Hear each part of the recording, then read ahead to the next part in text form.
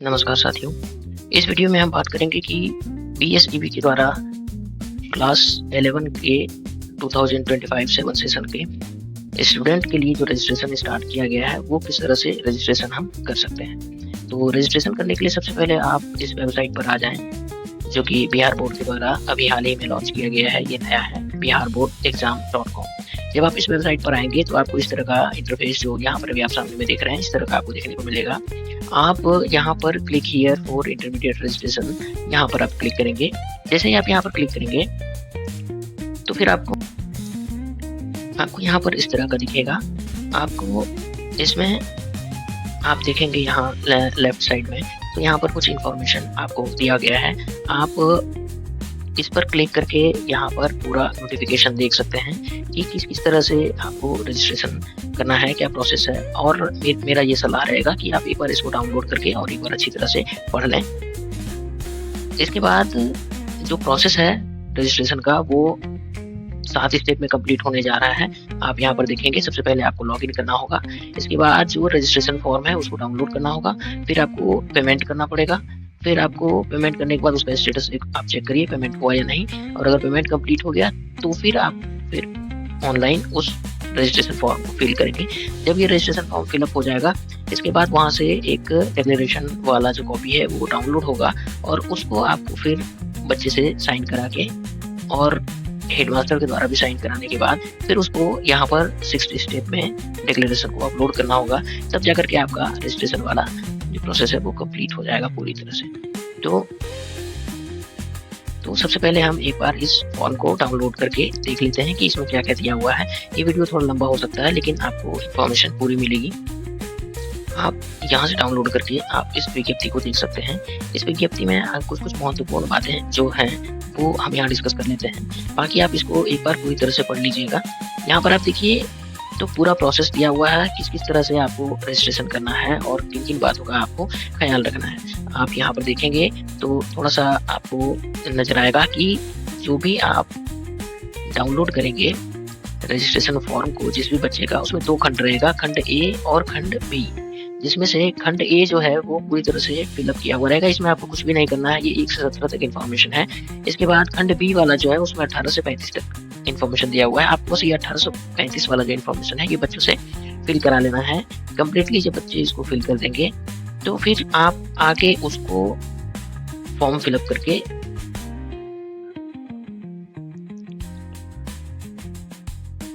Upload कर दीजिएगा।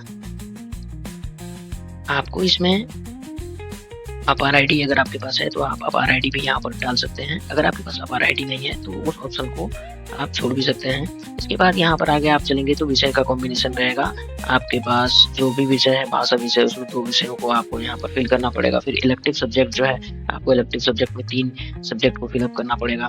फिर आप आगे देखेंगे तो जो एडिशनल सब्जेक्ट है इसमें साइंस के और आर्ट्स के अलग अलग स्टूडेंट, अगर कोई साइंस का या कॉमर्स का स्टूडेंट है तो वो कंप्यूटर साइंस या फिर मल्टीमीडिया और वेब टेक्नोलॉजी में से कोई एक विषय ले सकता है। अगर आर्ट्स का स्टूडेंट है तो फिर कंप्यूटर साइंस या मल्टीमीडिया एवं वेब टेक्नोलॉजी या फिर योग वाला जो सब्जेक्ट है वो चूज कर सकता है। ये सारा चूज करने के बाद आप यहाँ पर आगे आएंगे तो आपको डेट देखने को मिलेगा कि अभी के समय में जो फॉर्म फिलअप का डेट है वो 21 तक है। इसके बाद 3 दिन तक आप और एक्स्ट्रा फॉर्म फिलअप कर सकते हैं, लेकिन पेमेंट 21 तक ही है।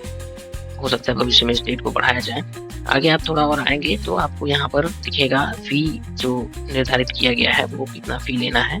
तो आप ये फी वाले पेज पे आएंगे तो यहाँ पर आपको फी के बारे में कुछ इन्फॉर्मेशन देखने को मिलेगा। जैसे कि जो रेगुलर नियमित कोटि के जो स्टूडेंट हैं उन लोगों को जो फी लगता है वो यहाँ पर आप देख सकते हैं, ये 515 रुपीज़ है।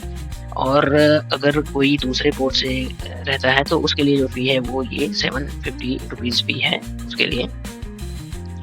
बाकी आप आगे और आएंगे तो आपको और नज़र आएगा कि यहाँ पर भी आपको वही प्रोसेस दिया हुआ है, फिल करने का टोटल प्रोसेस दिया हुआ है यहाँ पर। तो बाकी एक बार आप इसको पढ़ लीजिएगा। यहाँ पर थोड़ा सा इमेज के बारे में बताया गया है। आप जो इमेज अपलोड करेंगे वो 40 से 100 KB के बीच होना चाहिए फोटो, और साथ में अगर आप सिग्नेचर आप अपलोड करेंगे तो 5 KB से 20 KB तक का होना चाहिए। और बाकी चलिए हम चलते हैं अपने उस पहले वाले पेज पर।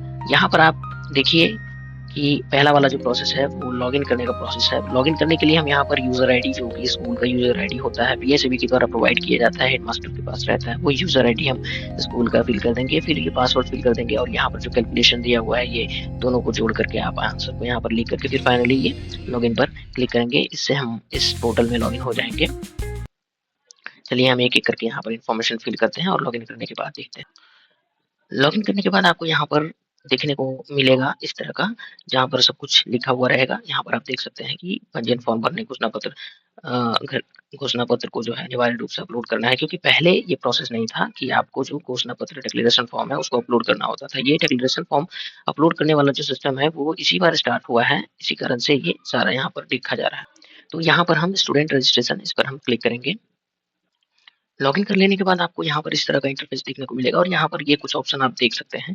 हमारे लिए सबसे जो पहला ऑप्शन है वो है डाउनलोड रजिस्ट्रेशन फॉर्म, क्योंकि आपको सबसे पहले बच्चे का रजिस्ट्रेशन फॉर्म डाउनलोड करना पड़ेगा और डाउनलोड करके उसको देना पड़ेगा ताकि वो फिल कर सके। तो हम डाउनलोड करने के लिए यहाँ पर जो दिया हुआ है इस पर हम क्लिक करेंगे। तो क्लिक करने के बाद हमारा फॉर्म डाउनलोड हो जाएगा।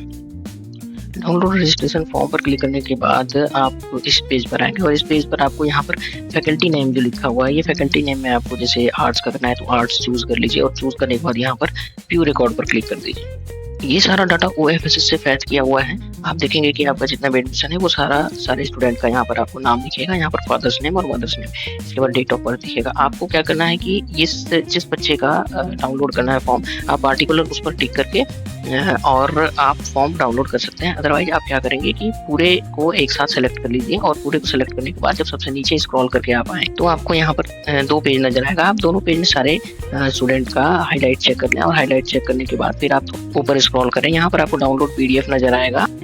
आप इस डाउनलोड PDF बटन पर क्लिक करके आप इस PDF को सेव कर लीजिए डाउनलोड करके। इसमें सारे बच्चों का जो रजिस्ट्रेशन फॉर्म है वो एक साथ ही डाउनलोड हो गया है। हर एक बच्चे का आपको 4 पेज का फॉर्म नजर आएगा और इसमें पहले पेज पे फॉर्म में इंफॉर्मेशन प्रीफिल रहता है। आपको ये सेकंड वाले पेज का जो ऑप्शन है, जो खंड B है, आपको इसको फिलअप करना है। यहाँ पर जो मामूली सा इंफॉर्मेशन है वही सब डालना होता है, बहुत खास नहीं है। जैसे आपको यहाँ पर आधार नंबर फिल करना पड़ेगा, इसके बाद इस जगह पर बच्चे का सिग्नेचर और बाकी यहाँ पर छोटी मोटी जो जानकारी है वो सारा कुछ यहाँ पर फिल कर दें। फिर ये सारा कुछ फिल करने के बाद आप अगले पेज पे आएंगे। यहाँ पे जो इन्फॉर्मेशन दिया हुआ है बैंक डिटेल, उसको आप ब्लैंक छोड़ सकते हैं। जो स्टार जिसमें लगा हुआ है, जिसमें स्टार लगा हुआ है, जैसे यहाँ पर ये स्टार इसमें आप देख रहे हैं, इसको ये मैंडेटरी नहीं है, आप इसको छोड़ सकते हैं। ये भी स्टार वाला है, ये भी आप इसको छोड़ सकते हैं। ये भी स्टार लगा हुआ है, आप इसको छोड़ सकते हैं। स्टार वाले को आप छोड़ दीजिए और छोड़ करके आप आगे बढ़ते जाइए। आप आगे और स्क्रॉल करेंगे तो अगले पेज पे आपको नजर आएगा कि जो सब्जेक्ट है वो सब्जेक्ट में क्या क्या फिलअप करना है। जैसे आप देखेंगे कि यहाँ पर जो लैंग्वेज वाला सब्जेक्ट है वो यहाँ हिंदी इंग्लिश जो भी है वो आप यहाँ पर फिल कर दीजिए। फिर इधर से आप इस ग्रुप से आप जो है सेलेक्ट कर लीजिए, यहाँ से एक चूज कर लीजिए और इन सारे ग्रुप से आप एक चूज कर लीजिए। उसके बाद आप और नीचे आएंगे तो आपको यहाँ इलेक्टिव पेपर चूज करने के लिए आएगा। फिर यहाँ से भी आप इसी तरह से 3 सब्जेक्ट चूज कर लीजिए, इनमें से किसी भी 3 सब्जेक्ट को आप यहाँ पर सेलेक्ट कर लीजिए। अगर आप आर्ट्स के हैं तो, और अगर आप साइंस के हैं तो उसके लिए भी यहाँ पर उसके लिए तो ये तो आर्ट्स का ही हमने डाउनलोड कर रखा है, इसलिए आर्ट्स का ही इसमें ऑप्शन है। साइंस वाला कोई ऑप्शन इसमें नहीं है। इसके बाद एडिशनल आप अगर बच्चे को चाहिए होगा तो एडिशनल यहाँ चूज करेगा, अदरवाइज इसको ब्लैंक छोड़ देगा। ये वोकेशनल वाला, अगर वोकेशनल वाला चूज करना है तो यहाँ पर वो आप टिक करते हैं और ये सब में किसी एक में टिक करें ताकि जब आप फॉर्म फिलअप करें तो उस समय आपको कोई दिक्कत नहीं हो। इस तरह से इस PDF में आपको सारे स्टूडेंट का जो रजिस्ट्रेशन फॉर्म है वो प्रीफिल्ड नजर आएगा। इसको आप एक बार प्रिंट कर लें और प्रिंट करके स्टूडेंट को अवेलेबल करा दें और उसके द्वारा फिलअप करके दोबारा से रिसीव कर लें। एक बार पेमेंट रिसीव हो जाने के फ्रेंड से एक बार फिल्ड फॉर्म को रिसीव कर लेने के बाद हमारे पास एक ऑप्शन बचता है पेमेंट का, क्योंकि ये हमारा तीसरा स्टेप हो जाएगा। तो पेमेंट करने के लिए हम यहाँ पर रजिस्ट्रेशन पेमेंट पर क्लिक करेंगे। इस वाले ऑप्शन पर क्लिक करने के बाद हमारे सामने पेमेंट पेज ओपन हो जाएगा। अब हम यहाँ पर फैकल्टी जिसका हमको पेमेंट करना है वो हम चूज करेंगे। जैसे आर्ट्स का पेमेंट करना है तो हम यहाँ पर आर्ट्स चूज कर लेंगे। इसके बाद यहाँ पर स्टूडेंट कैटेगरी रेगुलर ही रखेंगे, यहाँ पर मेक पेमेंट और फिर यहाँ जो इंडियन बैंक है इसको ऐसे ही रहने देंगे, इसमें हम किसी तरह का छेड़छाड़ नहीं करेंगे। फिर हम स्क्रॉल करके नीचे आएंगे, यहाँ पर आपको गेट डिटेल्स का ऑप्शन नजर आएगा। हम गेट डिटेल्स पर क्लिक करेंगे। गेट डिटेल्स पर क्लिक करने के बाद सारे स्टूडेंट का एक लिस्ट खुलेगा। इस लिस्ट में जो आर्ट्स के स्टूडेंट है वो सारे स्टूडेंट का यहाँ पर नाम दिया हुआ है। आपको जिस भी बच्चे का पेमेंट करना है, जिस पर्टिकुलर स्टूडेंट ने आपको पैसा पेमेंट किया हुआ है, आप उसके सामने टिक कर दीजिए। जैसे इसका पेमेंट करना है तो हम यहाँ पर टिक कर देंगे, जितने का पेमेंट करना है वहाँ पर आप एक बार टिक कर दीजिए। और फिर यहाँ पर जो पे नाउ बटन नजर आ रहा है आपको, उस जगह पर जो ये पे नाउ बटन है, बस इस पर एक बार क्लिक कर देना है। जैसे ही आप पे नाउ बटन पर क्लिक करेंगे वैसे ही आप जो पेमेंट पेज है उस पर रिडायरेक्ट हो जाएंगे। देखिए यहाँ पर ये हमारा पेमेंट वाला पेज आ चुका है। इस पेज पर आप देख सकते हैं यहाँ पर सारा डिटेल लिखा हुआ है। आपको 485 रुपीज़ पे करना है और यहाँ पर कन्वीनियंस फी 0 है। लेकिन जब आप कोई पेमेंट मेथड चूज करेंगे, जैसे अगर मैं ये पे थ्रू यूपीआई चूज करता हूँ तो ये थोड़ा सा यहाँ पर कन्वीनियंस फी ऐड हो जाएगा, जैसे आपको 12 रुपये और एक्स्ट्रा पेमेंट करना पड़ेगा। मतलब कि 497 रुपये के आसपास एक बच्चे का आपको फी पेमेंट करना पड़ेगा। तो ये कन्वीनियंस फी सबके लिए एक बार एक ट्रांजेक्शन पे लगभग एक ही रहता है, 12-13 रुपये लगता है और ये वाला फी बढ़ता जाता है। तो यहाँ पर हम पेमेंट करने के लिए कोई यूपीआई आईडी को डाल करके वेरीफाई करेंगे। वेरीफाई करने के बाद उस मोबाइल पे मैसेज आएगा, उस मैसेज को हम अप्रूव कर देंगे। अप्रूव कर देने के बाद हमारा ये पेमेंट सक्सेसफुल हो जाएगा। फी पेमेंट कंप्लीट हो जाने के बाद फिर हम यहाँ पर रजिस्टर रेगुलर स्टूडेंट, ये जो है इस पर क्लिक करेंगे। अगर प्राइवेट का आपने पे किया है तो प्राइवेट, लेकिन यहाँ पर ये कमी होता है तो हम रजिस्टर रेगुलर स्टूडेंट इस वाले लिंक पर हम यहाँ पर